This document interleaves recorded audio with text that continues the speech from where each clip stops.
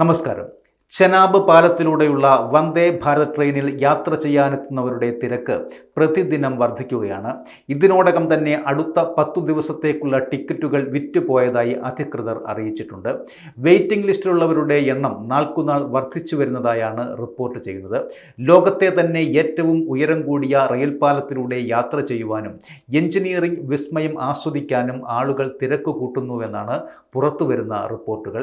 3 മണിക്കൂർ നീളുന്ന യാത്ര ആസ്വദിക്കാൻ എത്തുന്നവരാണ് ഏറെയും.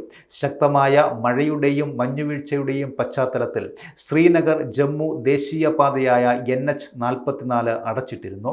മഴ കനക്കുമ്പോൾ പലപ്പോഴും ഈ പാത അടച്ചിടാറുണ്ട് എന്നാണ് റിപ്പോർട്ട്. ജമ്മു ഡിവിഷനെ കാശ്മീരുമായി നേരിട്ട് ബന്ധിപ്പിക്കുന്ന 2 വന്ദേ ഭാരത് എക്സ്പ്രസ്സുകളാണ് കത്ര റെയിൽവേ സ്റ്റേഷനിൽ പ്രധാനമന്ത്രി നരേന്ദ്രമോദി ഫ്ലാഗ് ഓഫ് ചെയ്തത്. തീവണ്ടി സർവീസ് വന്നതോടെ കത്രയ്ക്കും ശ്രീനഗറിനും ഇടയിലുള്ള യാത്രാ സമയത്തിൽ വലിയ കുറവുണ്ടായി. റോഡ് മാർഗം 7 മണിക്കൂർ വേണ്ട സ്ഥാനത്ത് 3 മണിക്കൂറായാണ് കുറഞ്ഞത്. ഒറ്റത്തൂണിൽ 96 കേബിളുകളുടെ കരുത്തിൽ നിൽക്കുന്ന രാജ്യത്തെ ആദ്യത്തെ കേബിൾ സ്റ്റേ റെയിൽവേ പാലമായ അഞ്ചി ഖാത്ത് പാലവും പ്രധാനമന്ത്രി ഉദ്ഘാടനം ചെയ്തിരുന്നു. ജമ്മു കാശ്മീരിലെ ഉധംപൂർ ശ്രീനഗർ ബാരാമുള്ള റെയിൽവേ ലിങ്ക് പദ്ധതിയുടെ ഭാഗമായാണ് ചെനാബ് അഞ്ചി പാലങ്ങൾ. ന്യൂഡൽഹിയെ കത്ര വഴി കാശ്മീരുമായി നേരിട്ട് ബന്ധിപ്പിക്കുന്ന കത്ര സങ്കൽദാൻ പാതയുടെ ഭാഗമാണ് ചെനാബ് പാലം. നദീനിരപ്പിൽ നിന്ന് 359 മീറ്റർ ഉയരമുള്ള പാലത്തിന് 1.31 കിലോമീറ്റർ നീളവുമുണ്ട്.